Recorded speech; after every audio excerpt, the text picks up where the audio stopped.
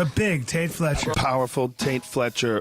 Is a real alpha male. Weightlifter. He's a stuntman. Movie star. Robust, enthusiastic individual. He's huge, by the way. He's like a monster person. One of the sweetest guys I know. He's bigger than life. Actor. Entrepreneur. A fighter.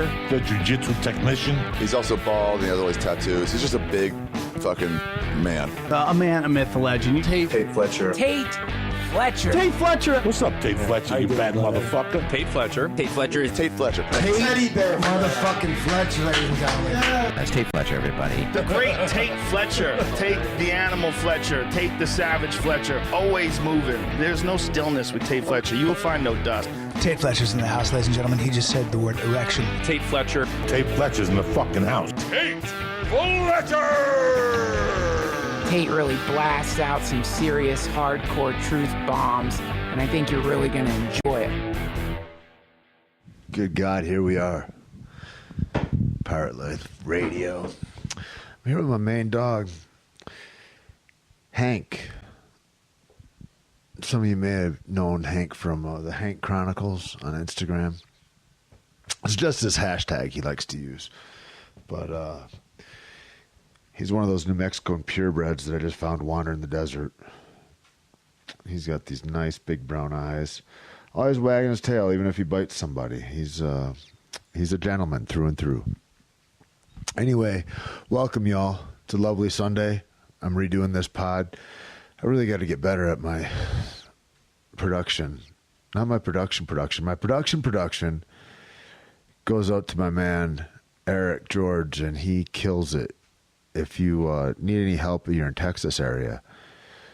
Great musician, real creative, kind of genius as far as putting things together and how to express intent, either visually, auditorily, all kinds of creative outlets. And just a really cool guy. And you can find him at Man No Sober.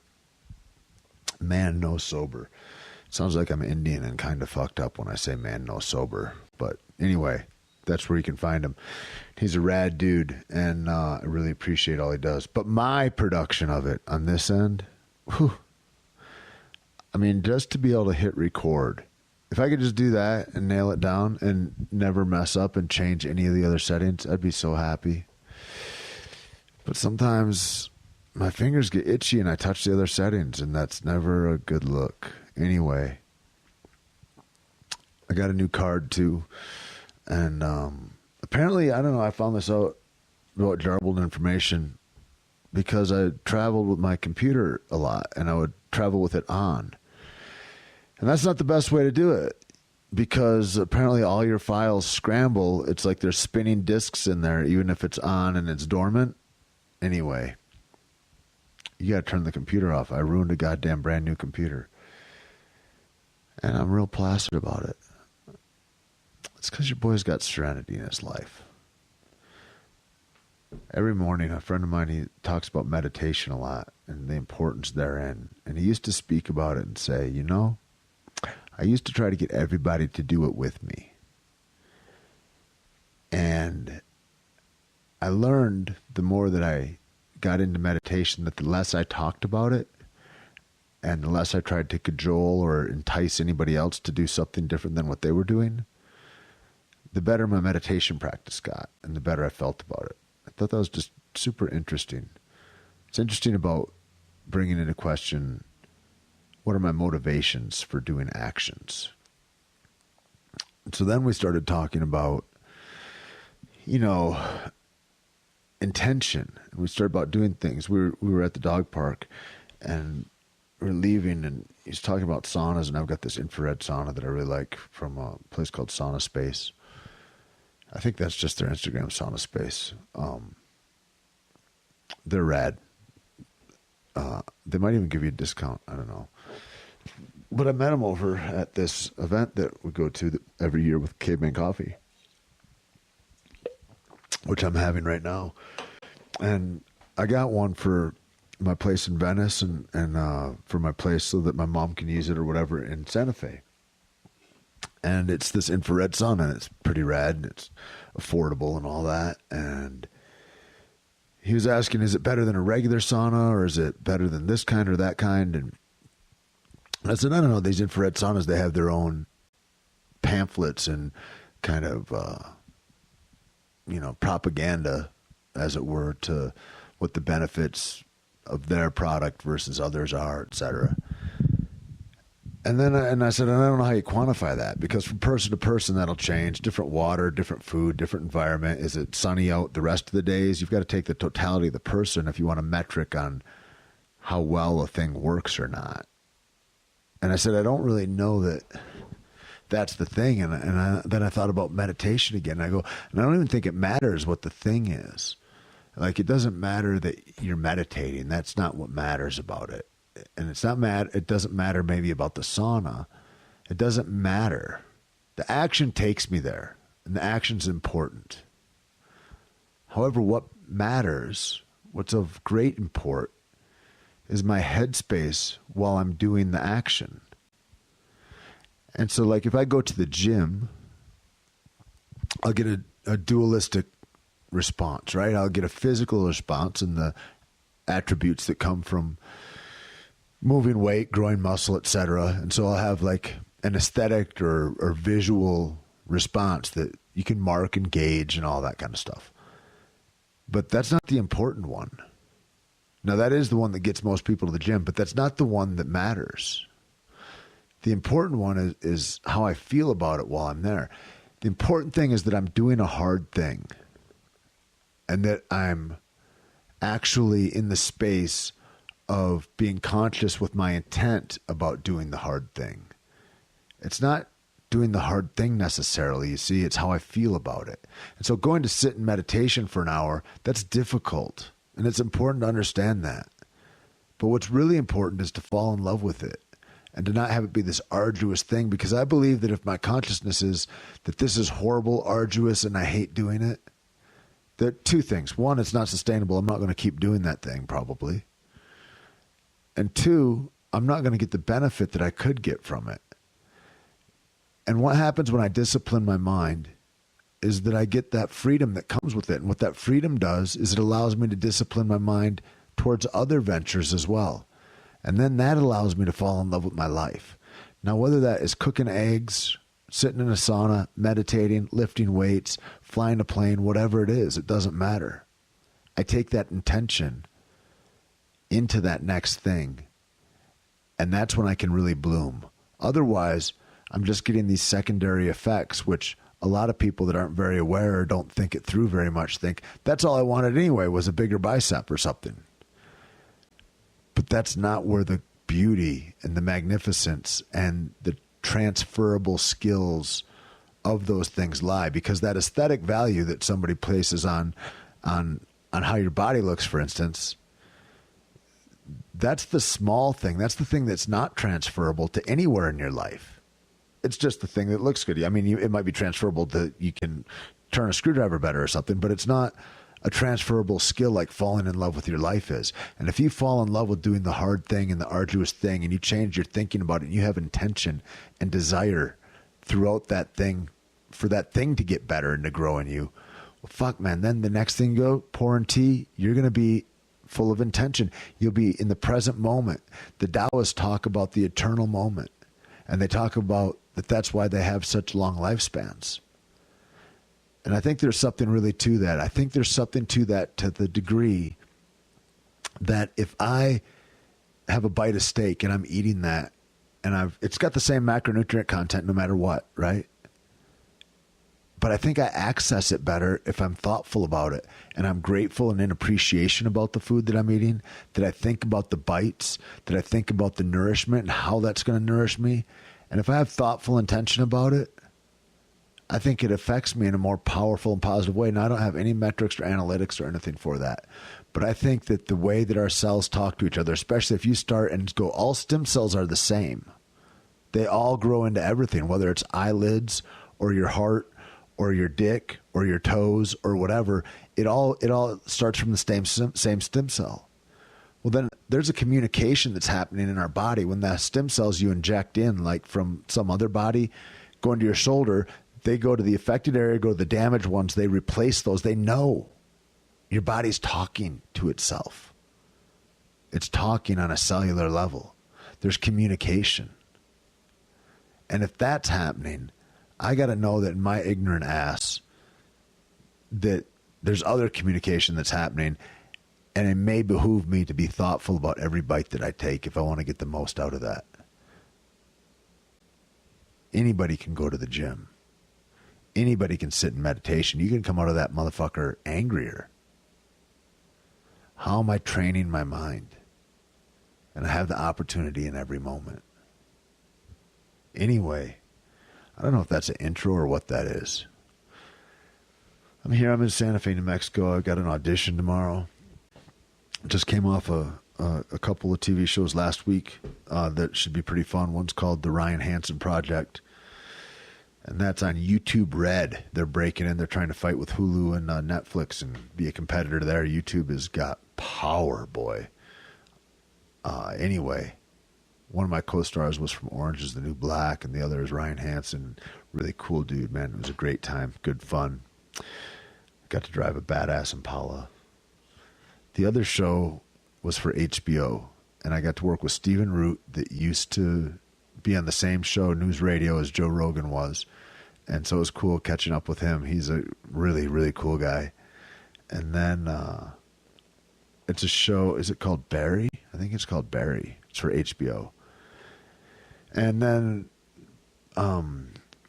Bill, the star of it, was from, he got kind of famous on Saturday Night Live. So anyway, rad shows. And then the next one coming up tomorrow, I audition. I get a call back. I meet the director for this show, Waco, and about David Koresh story, which is, I think, the first time that we used the federal government to attack and kill private citizens of the United States, which was unconstitutional. But I think it was the first time that we did that.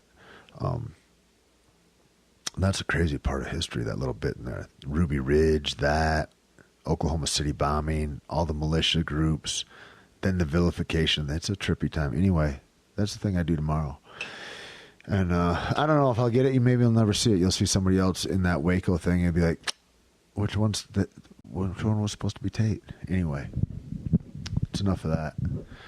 I want to go ahead and I also want to thank Caveman Coffee, man. It keeps me live, keeps me right, and it keeps me engaged. It's a thing that I don't know that will ever, people are like, oh, you're going to get rich off that, or it pays you X or whatever. It's not the reason I do Caveman Coffee. The reason that me and Lacey and Keith do Caveman Coffee is because we want free coffee? No, because we wanted a movement. We wanted to talk about nutrition, and we wanted to get people into a better place in their life. And that, in that intention, man, has been so cool because it's put us in touch with like-minded people. It's being in the game, and I talk shit on spectators all the time, and I'm like, be a goddamn participant. You don't even deserve a voice, you worthless fucking spectator. Once you're in the game, man, conversations open up. And they're literally the only conversations I'm interested in having. I don't want to have conversations with spectators because those are do-nothing. It's like people that think they're philosophers that don't move. Shut up, dude. I've read books too. It's got nothing to do with nothing. It's where I put my feet and where I put my heart on the line that really, really fucking matters. So anyway, being in that game I'm so grateful to Keith and Lacey for keeping me in it.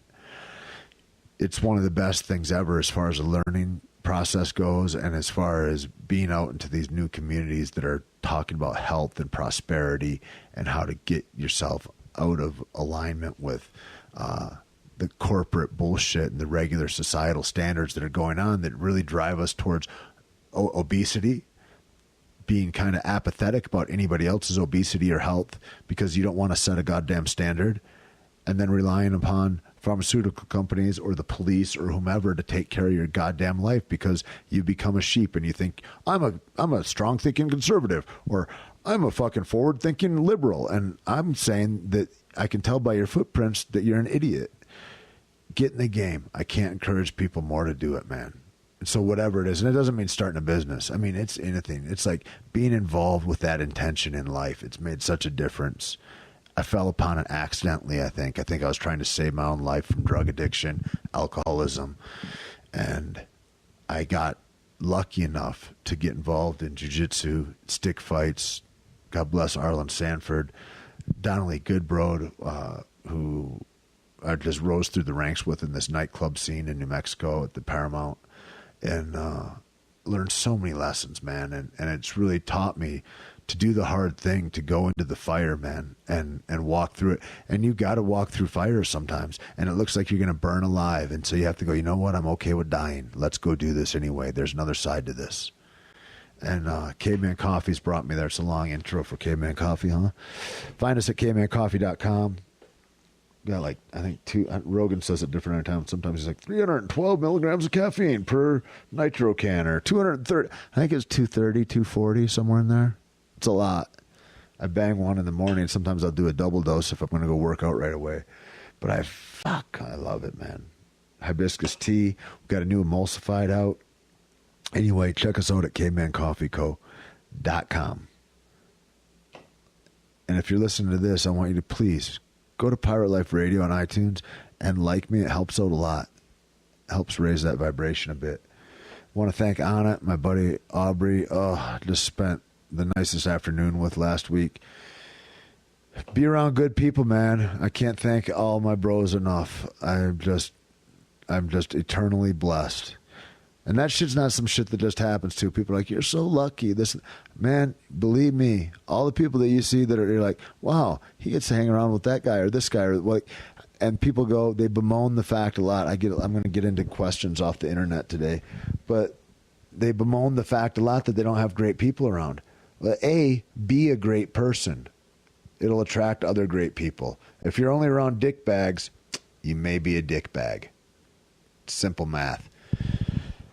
That being said, it's hard too, because you get used to a lot of people for whatever reason. You work with them, they're your family, you grew up with them, blah, blah, blah, blah, blah. And you're like, I don't know how to get away from them because it would seem rude. I get that. But you got to be your own best friend. And if you got to say goodbye to some people because they're not lined up with what your values are or what your goals are and where you want to go, you'll never get anywhere near your goals or where you want to go if you keep those people around. If you treated yourself like your own best friend or like you were your own child, you would not allow that, and you would make that a clip, and you would just cut people that were cancerous out of your life. And that's the hard thing, that it's tough to do. And that's what it takes. Nobody falls into a great group of people. That's for sure. Although it feels like that. It does feel that, yeah. Anyway. I want to also thank Onnit.com. They send me great stuff, and I love it.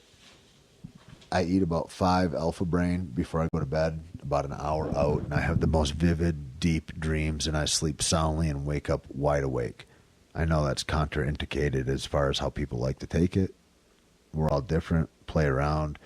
I also warm up every morning with their maces and work out at Onnit Academy every time I'm in Austin. So check them out. There's great stuff out there, great tutorials and all that kind of jazz. Also, go ahead and check out PirateLifeRadio.com. We've got a website up, and please send in to, it's on the Pirate Life Radio Instagram is my assistant web address. And if you have, we're going to do like a fan competition for T-shirts for the podcast. So if you got any interest in that or know anybody, please hit us up there. And if you have any desires about sponsoring the podcast or like any business stuff, it all goes to that address, please. So find it at Pirate Life Radio on Instagram. And I want to thank Alistair Littlejohn. A lot of love online, man. And JWag 608, thank you. I believe that's Jason Wagner, and I really appreciate the kind words. I want to get to a question I've got from Mr. Peripatetic off my Instagram. He's talking about drug addiction and the troubles therein that he was having, and how my podcast with Duncan Trussell had helped him out a lot. And that people have been trying to get him to do acid to cure alcoholism, et cetera, et cetera. And what my thoughts are, I'm 23 years sober. I have never, I remember when I was first sober, and my good friend Lori, who is a great naturopathic doctor up in Seattle, and she's a big proponent of marijuana for health benefits, the health benefits of ayahuasca, kratom, things like this. Anyway, I was so resistant. She's like, yeah, you can get cured from alcoholism and drug addiction from ayahuasca. And I was like, and that was maybe 20 years ago or more, she'd said that. And I was so resistant to it. And I was just like, no. Now, what do I think about all that? Like, there's a lot that's gone on in this time. And what I would like to articulate about acid, mushrooms, ayahuasca, kratom, any of these things. Like, I think kratom got kind of popularized because Chris Bell maybe talked about it as being a drug addict and it relieving some pain and headaches and et cetera, et cetera. I don't know anything about it. Never done it. I don't have a feeling about it one way or another. I feel like the problem becomes when we become reliant on external things as tools to help us with our internal life, or the way we negotiate feelings, thoughts, desires, ambitions, energy levels, etc. That being said, I neck coffee by the gallon, right? But even that, I'll stop drinking coffee for a month, and I'll just drink tea and water. I think that you don't know the other side of that question until you negotiate it without the substance involved, right? And that's what I would say about drug addiction and all that. I would say that I would like to put things into categories. I'm sorry, this is going to be a drug addiction podcast, I guess. I didn't really even know. But, there's a few questions that will come up. There's another dude, one of my boys from Scotland, and he's like, how do I stay out of trouble and find success and get back on track and all these kinds of things. So I just kind of want to address these things in an overlay. I don't think there are cures to alcoholism. I don't believe that that's a thing. I believe that finding a cure to something like alcoholism would be similar to saying, I'm going to cure your obesity or your lack of musculature. I'm going to cure that. Well, we wouldn't think of it like that. You wouldn't cure that, right? You would have to curate it.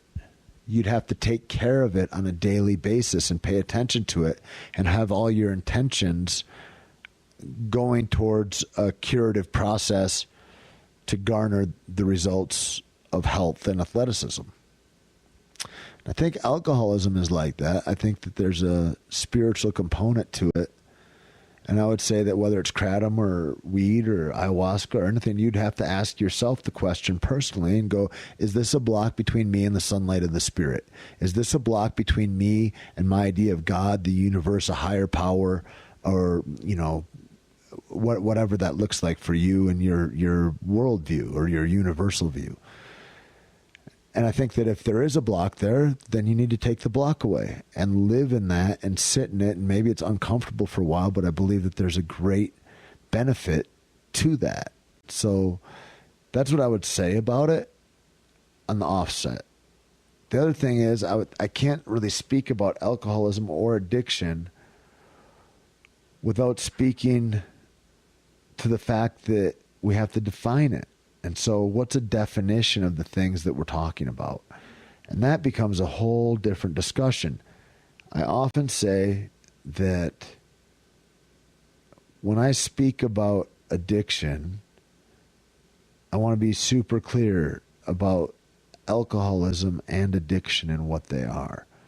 Alcoholism, as I understand it, is not just as simplistic as drinking too much or drinking out of control.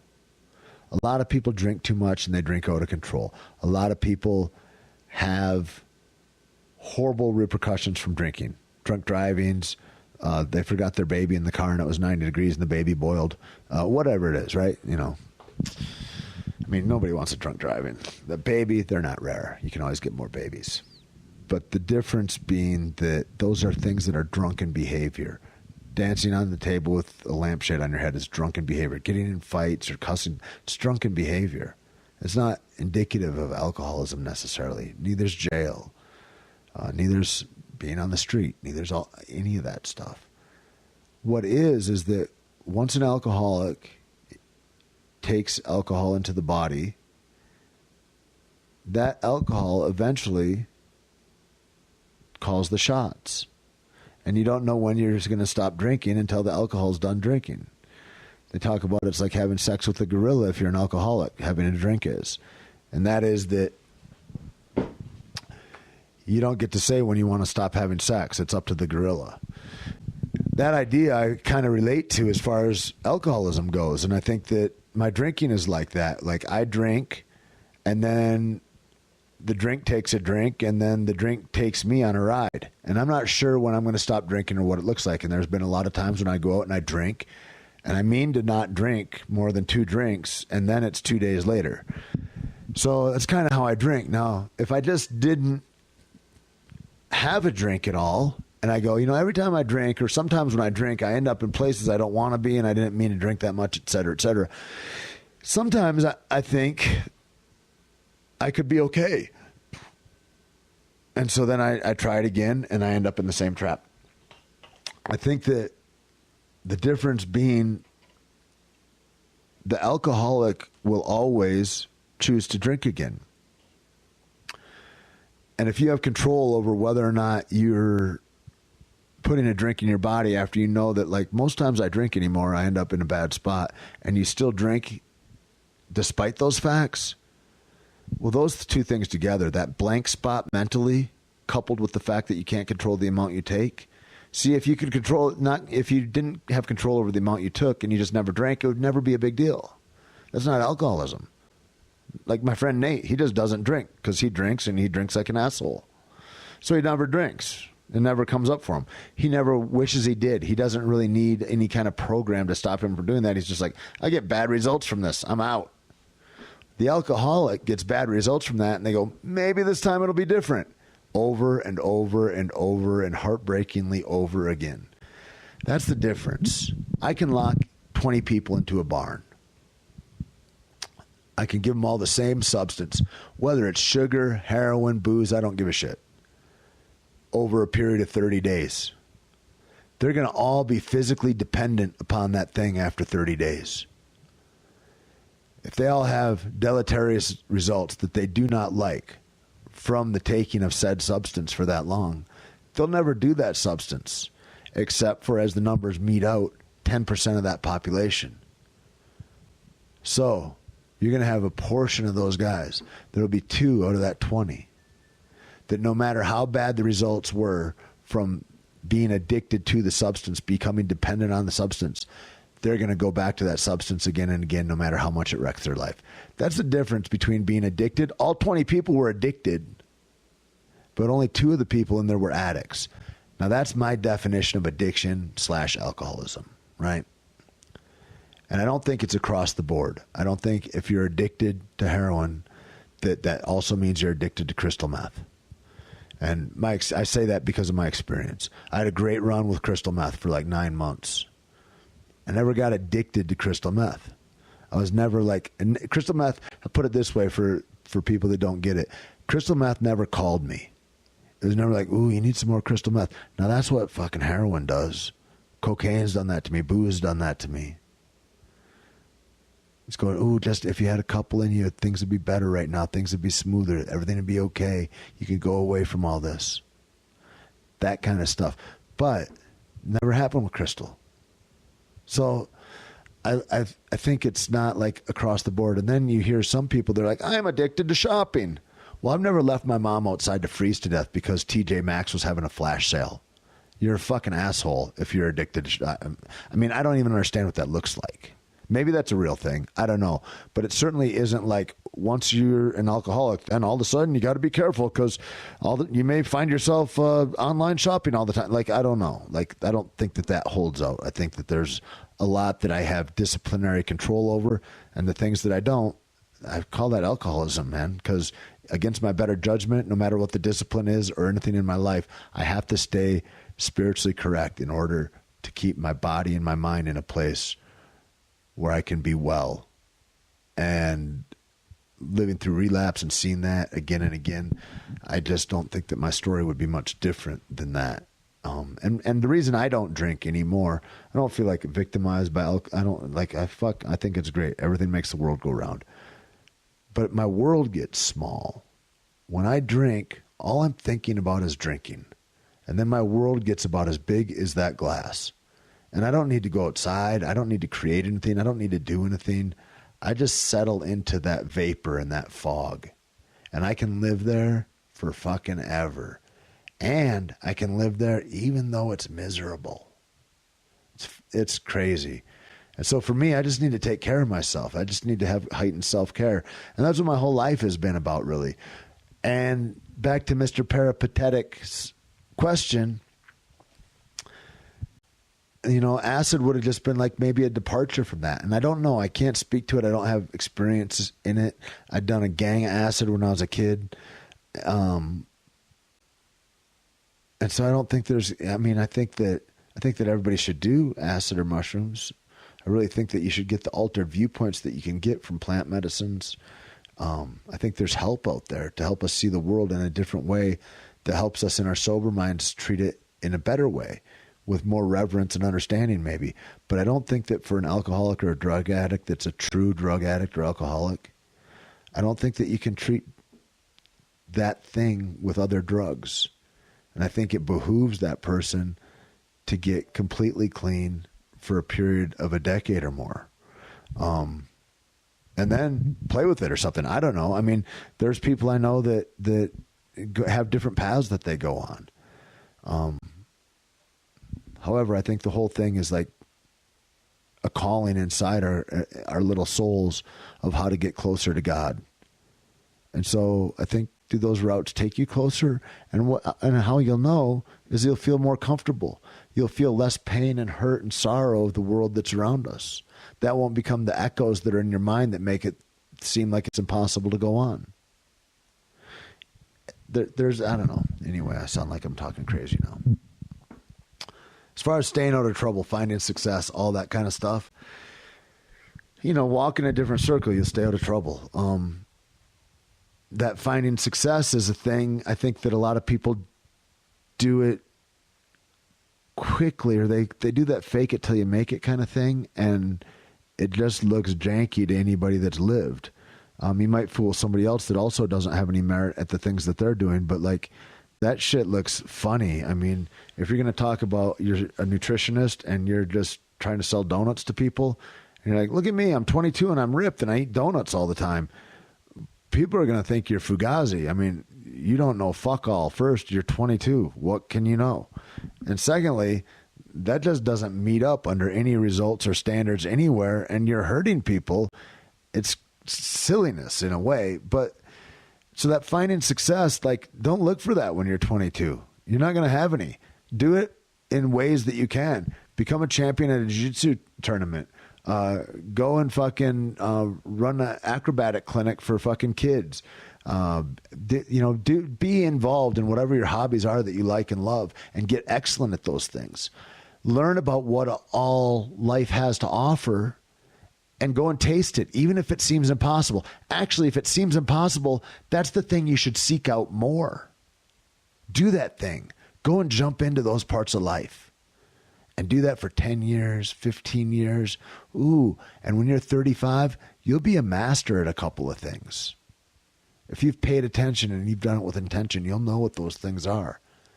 And then you'll merit the money it takes, because you'll have made yourself into a vessel, into a purposeful creature that can help the world around you. Everybody wants to make more money, but they don't want to be more useful. Well, what's the money for? When you find yourself being useful and being helpful, you'll get better paydays than you've ever thought were possible, and they won't be financial. But strangely enough, the money will come afterwards. And that's a little trick of the universe, kids. Pay attention. The thing, too, about getting back on track, I hear that all the time. And the way I visualize it, and whatever, man, I don't know fuck all, but like I visualize it like a train on a track going uphill, because that's what life is like. It's like uphill. There's not a lot of coasting in life that I found. There's not a lot of downward arcs that I found. you're built off of fucking climbing up hills. So you're on the train and you're going uphill and you're making that engine go, and you're like pumping that little lever that makes the engine go up the hill. And then you get off track. You literally jump off the train and you get off track. And you fuck around with whatever you've been distracted with, whether that's a new girlfriend, whether that's heroin, whether that's a new job, whether that's whatever it is. And it can be a positive thing. I jumped off track at the goal of becoming a better human because I'm just going to focus on cooking and culinary delights. But I'm only going to do that at the expense of everything else. And so like my health goes away, my fitness goes away, my relationships go away. I'm off track, whatever that looks like. I have to go back down the hill to get the train again, because the train doesn't have a brake. It doesn't just stay locked and I get back on track and I go back up. So I get back on the train again and I go back up to the exact same point. And then if I get off track again, boom. And now pretty soon, I do that a few times, I'm only going in a circle. Get it? You never get further. You're only going in a circle. It's not like you can get off track and jump back on and be like, now we're rolling again.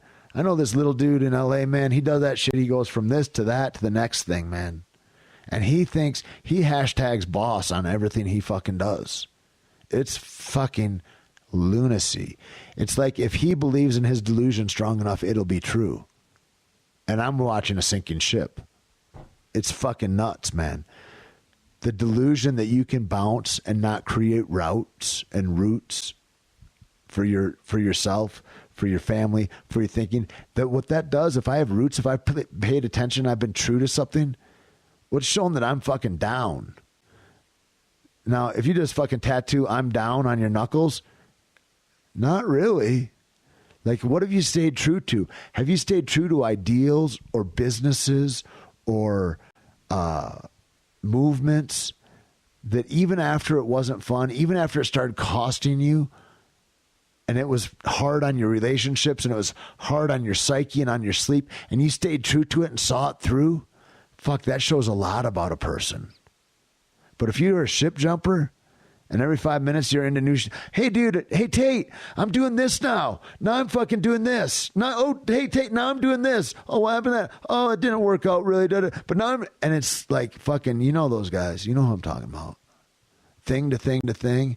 You watch that dude. He'll be skipping along into his late 20s and 30s and 40s and 60s, and he'll be the 60-year-old at the fucking high school party, you know, where you're like, why is that old dude there? You know, the guy that's in college that still goes to high school parties? He's like that guy in real life. And those guys are so dumb, they don't know that they're that guy. Be true to your loves, man, to your heart. Don't look at it trying to get money and hashtag boss like a fucking idiot. Hashtag I'm in love with my fucking life, man. Because once you fall in love with your life in those little ways, you don't get off track. And that train keeps going and going and going. I had a talk with Peanut about it, about nutrition and about, you know, the cycle that a fighter takes. And a fighter goes from you get the call, you got to fight. You're in camp, you're going through that. Part of that camp, a lot of it, for most people that are unaware, unthinking fighters, is getting into shape. Now, I think that's happening less and less as guys are getting better and better. But a lot of it's getting into shape as opposed to staying in shape. They got off track. They have to get into shape. As the years go by, you don't get into shape easier. Randy Couture had a great quote where he said, I don't have any trouble hanging with these guys. The difference at my age is that I can't get in shape in 6 weeks like they're doing. I have to stay in shape all the time. And so talking to Peanut about it, I was like, you know, so the cycle of a fighter is I go and I get in shape. I use a part of my camp for skill sets and a part of it for timing and different combinations or game plans. But it's a smaller part because I'm getting in shape for a lot of it, you know? Your energy can only go so many places. Then I have the fight. Then I have usually a huge depression. No matter what happens, like there's a lot of energy to expel. And there's like a lower point after that comes. And it can last for a few days and it can last for weeks. And then you eat usually. And you eat for a lot of reasons, because you've been restricting, because you want to sate that sadness that's in you, all the different reasons, right? You want to go and party with your friends and family. You've only been with fighters, eating, sparse diets, et cetera, et cetera. And so then you're eating pizza and fries and chips, and you eat like shit, and you don't nourish yourself. You're not talking about nourishing yourself. And then you get another call. Oh, my God. And then the cortisol hits. I got to fight. I got to get back into shape. And so then you're back on that cycle again. And what the champions are doing, what we're starting to see, is that you stay in shape. And then your whole camp is spent on game plan and skill set. That's huge. That's a huge difference than somebody that spends 8 of the 6 weeks, or 6 of the 8 weeks, or 6 of 12 weeks getting into shape. And then they have a few weeks of skill set and shit like that, versus you got a guy that is only spending time on skill set and recovery and being as strong as you can for that fight. That's huge, man. But that's life also. In a microcosm, that's life. And I can see the turns that people take, and jiu-jitsu taught me this. I can see the turns that are sour that people take, and you're like, ooh, fuck, that's not the right way. Just like I can see if you're defending an armbar by trying to stand up out of it and you've just straightened your arm, ooh, that's not the right way. Maybe put pressure on, ratchet your arm out and pass the guard. Maybe that instead of trying to yank your arm out like a gorilla. Anyway, in a jiu-jitsu match, you got 5 minutes, 10 minutes. Well, fuck, man. If we're rolling and we start, boom, and there's a takedown, and then I'm on my back and you're on top, I'm in half guard. Maybe I go to your back then because you didn't get an underhook. Ooh. And then I'm on your back. And then it's checkmate and I choke you. Well, I can show you in that microcosm. Do you see when it went south? Good takedown, but then you didn't get the whizzer. That allowed me to get the back. So you've got to always get the whizzer. And then you learn that, right? But if I'm going to somebody that's 25 years old and going, oh, do you see where you're going right here? This is going to end up here, because I've seen this movie 5 million times before. Well, they can't, that's too much time. If that's years you're talking about, like, dude, putting your footprints in, if you're going to do a multi-level marketing scam, you're going to end up a loser that's always scamming. I can see that for your whole life. And you'll maybe get a job as a car salesman later on. Or like, you can see what happens. But people don't believe you because it's such a long, expansive time. Whereas in jiu-jitsu, you can learn that shit in 5 minutes. And I can go, no, see where your mistakes are? Well, we got to start to look at life in a broader way, right? And let your mind get bigger and go, ooh, the little stuff does speak to the big stuff. The big picture happens because all the little events that have happened. And that goes back to what I was talking about earlier, about living with intention and driving towards your goal and getting the most nutrition out of each moment. And whether that's a spiritual nutrition, a mental nutrition, physical nutrition, any of that, it matters, man. I feel like this has been the most stream of consciousness podcast ever. I'm going to go ahead and leave it right there. It's a lot to think on. I want to thank Bonafide Provisions also. Speaking of nutrition, the best bone broth. You'll see a lot of these fake-ass rappers out there trying to sell you bone broth, and they put like a bouillon cube in water. You can tell because if it's cold in the refrigerator, it should all be gelatinous. If you have a broth that's bone broth, you don't have bone broth. You've got like a soup base or something. Bone broth, when cold, is like a gelatinous substance. You got to heat up on the stove to liquefy it.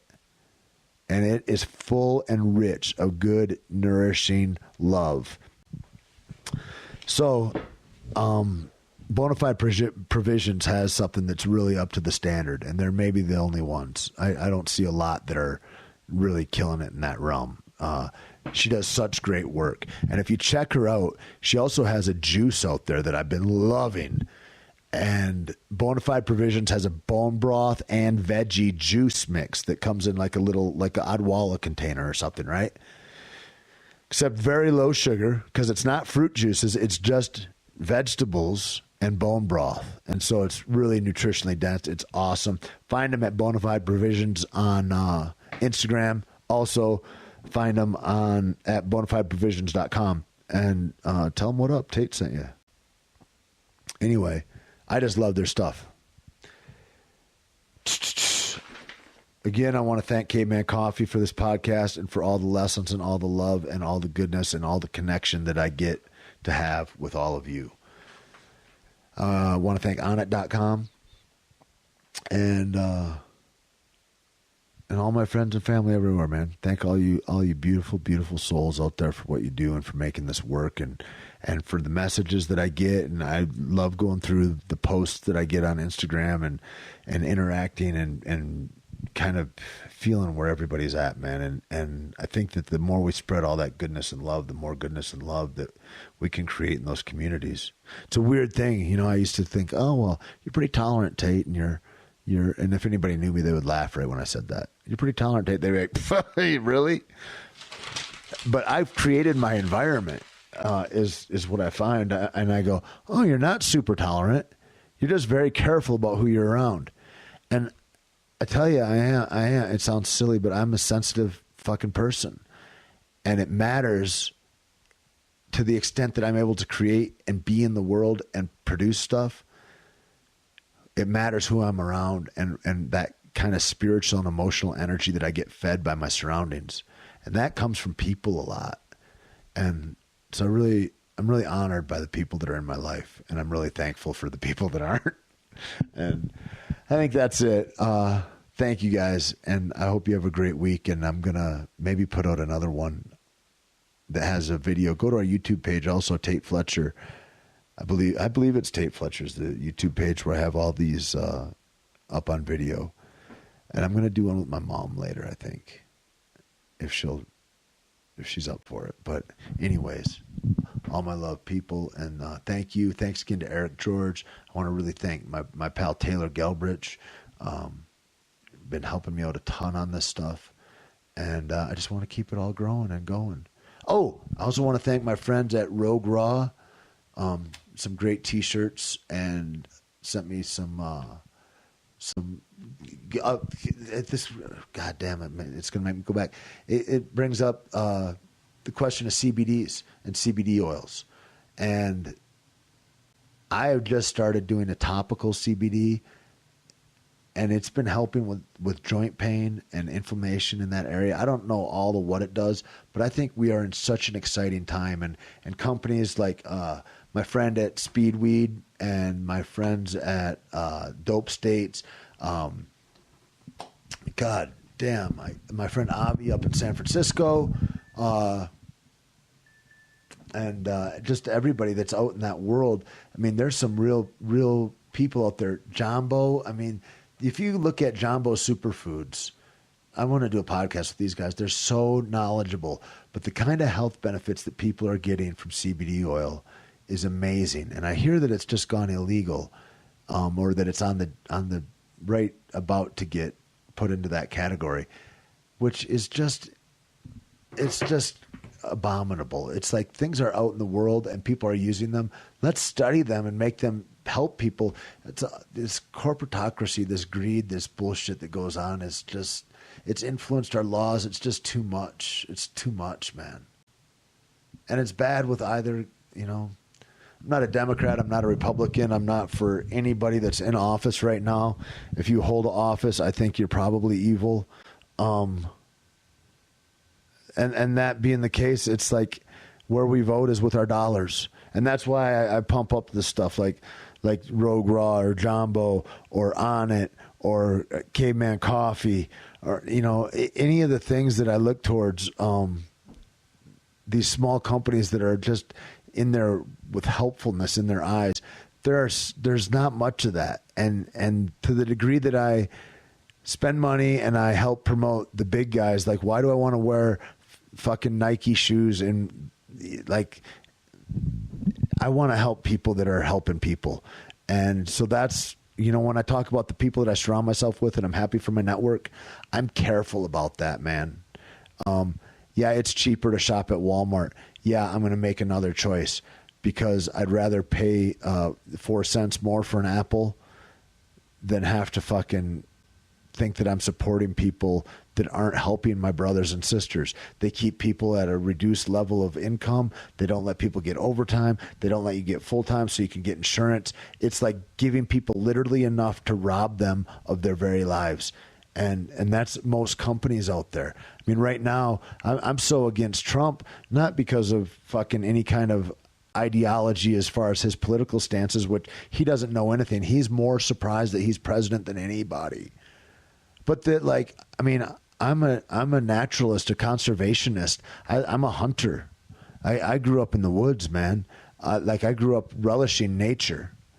And he's polluting that and poisoning that and taking money from the DEA or from the DNR and from the EPA. And these are watchdogs. These are safeguards on our livelihood, on our air, on our water, on things everybody needs. It'll be a mutation of our natural life, and it's disgusting. And people think that, like, no, he's the one unsettling everything. Man, if that motherfucker was really trying to empty the swamp or whatever his little jargon is, his little catchphrases that attaches to idiots, if he was really actually trying to do that, what that would look like is a dismantling of the fucking IRS, which is a private corporation also that just pays people off. What he would do is he would look into the Fed. He sure wouldn't look at dismantling the fucking Environmental Protection Agency. Man, anybody still on that side, please think about that. Think about all of us. I'm on the side of us, man. Of the people that aren't making the money off of selling the environment or the air quality or water quality. Fuck Nestle. Fuck them. God help me if fucking I ever have anything that is profiting Nestle in any way. They want to own water. They think water is a privilege, not a right. Like us as animals on the planet, if you're an animal that is sustained on a planet, that planet has clean water. Yes, that's our right to have. It's not your right to pollute it and diminish it and then only sell us the clean stuff that you've purified after you poisoned it, you cocksucker. Anyway, that's the end of this Power Life Radio. Love you suckers, all right? We'll talk next time. Peace out.